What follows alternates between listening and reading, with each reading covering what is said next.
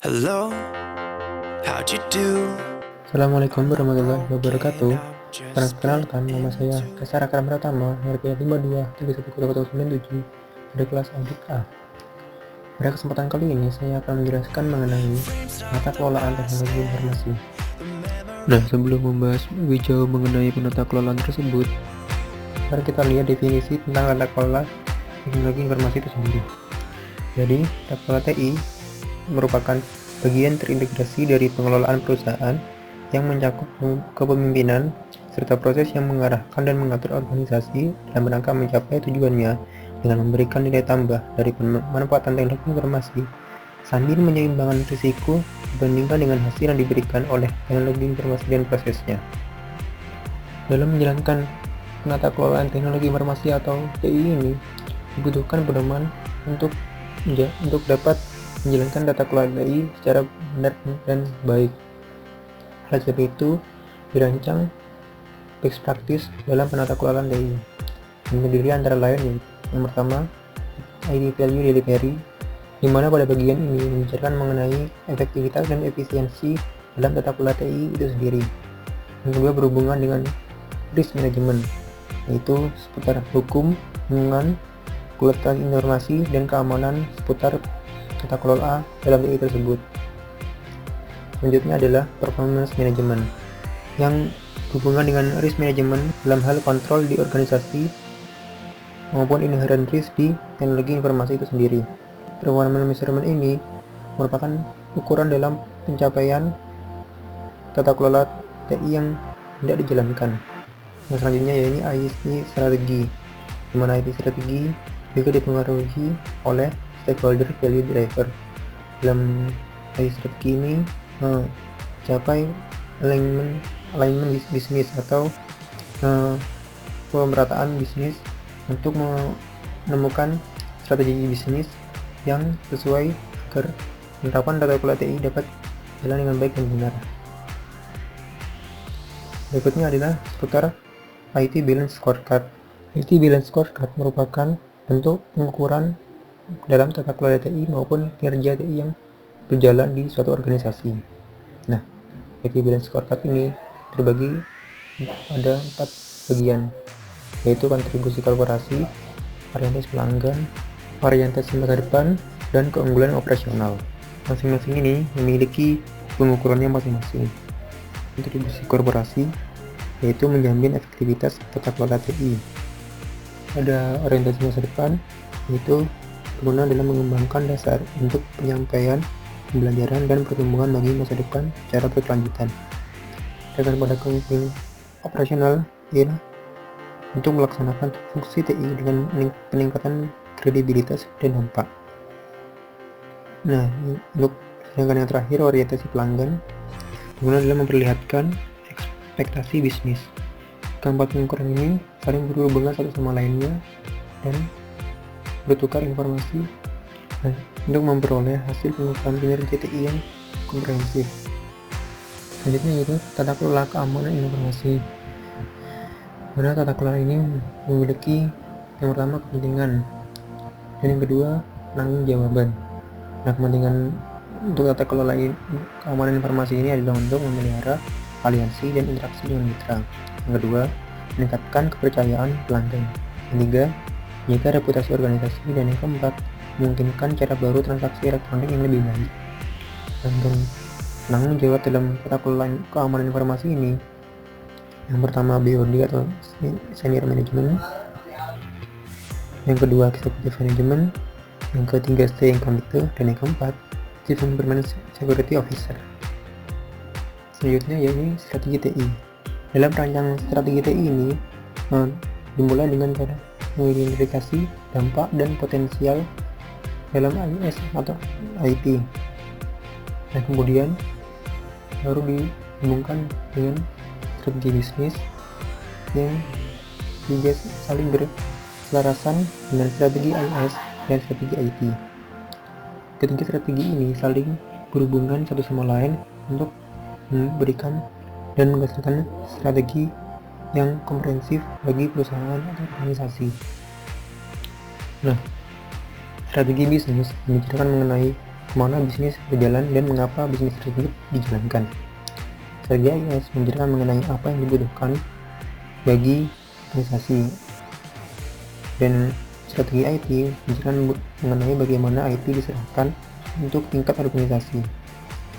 Bisnis ini berhubungan dengan strategi IS, strategi bisnis dengan arah bisnis.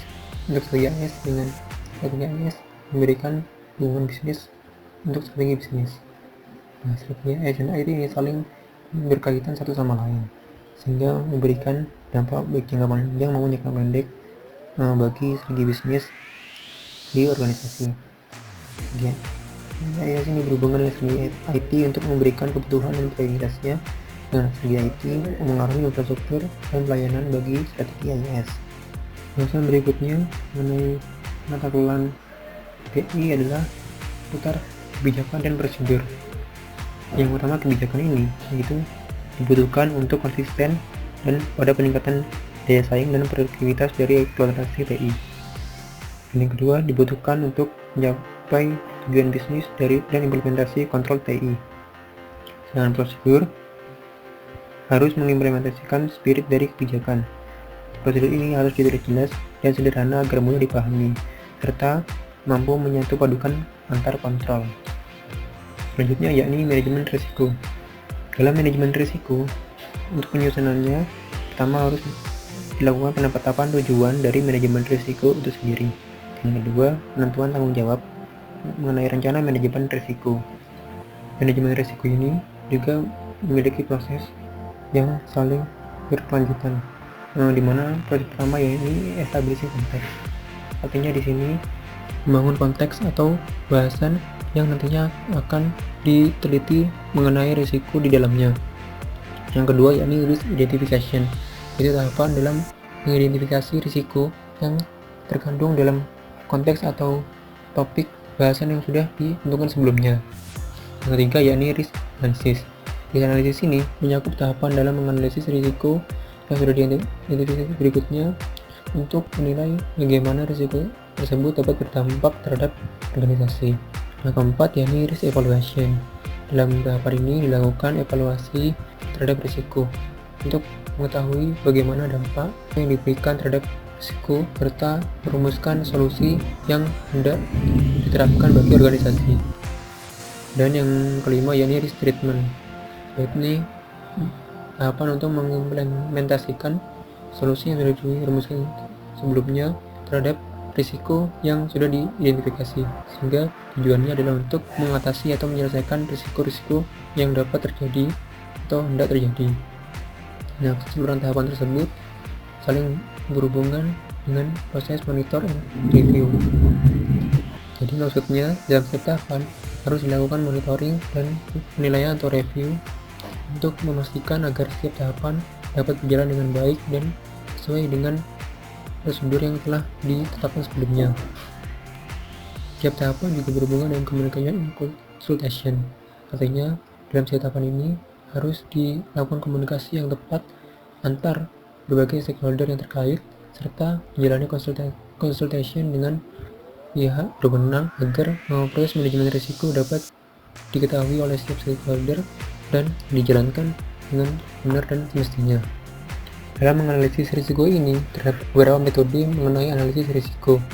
Pertama yakni kualitatif, yang kedua semi kualitatif, yang ketiga kuantitatif. Nah, yang terakhir mengenai struktur organisasi IT. Dimana struktur organisasi IT ini terdiri dari bagian seperti berikut: diketuai oleh CIO atau Chief Information Officer yang membawahi beberapa jabatan dalam IT, antara lain AppDev atau aplikasi developer, yang terdiri atas new AppDev dan aplikasi maintenance atau aplikasi yang sedang berjalan dan perlu dilakukan maintenance. Yang kedua yakni DBA atau database administrator, di mana tugasnya yakni menghandle dan mengontrol database yang berjalan di organisasi. Yang ketiga yakni information security. Ini pihak yang menjamin keamanan informasi agar dapat terlindungi dan tidak tersebar di luar organisasi. Dan yang keempat yaitu computer operation. Ini pihak-pihak yang menjalankan komputer sebagai operasional dalam pekerjaannya. Dan ini terdiri atas IT infrastructure management, helpdesk, dan data processing. Nah, dari Untuk organisasi IT ini dibutuhkan pihak auditor. Apa saja tugas auditor tersebut? Yang tugas auditor di sini menyangkut dua bagian, ini review dokumen dan review kontrak kesepakatan. Review dokumen ini dapat berupa dokumen-dokumen antara lain seperti yang pertama, IT strategies, plans, and budgets. Yang kedua, security policy documents. Yang ketiga, organization or functional charts. Yang keempat, job description. 5, steering committee reports. Yang keenam, system development and program change procedures. Yang ketujuh, operation procedures. Yang delapan, human resource manuals. Dan yang terakhir, IT assurance procedure. Sedangkan dalam tugasnya untuk mereview kontrak kesepakatan, dia dapat mereview untuk menilai pada kontrak antara lain seperti kontrak tingkat layanan dan pengembangan, kontrak vendor, kontrak pemilihan, kontrak penerimaan, kontrak pemeliharaan, maupun kontrak kepatuhan. Nah, sekian penjelasan saya mengenai penata kelolaan teknologi informasi atau penata kelolaan TI. Sekian dan terima kasih.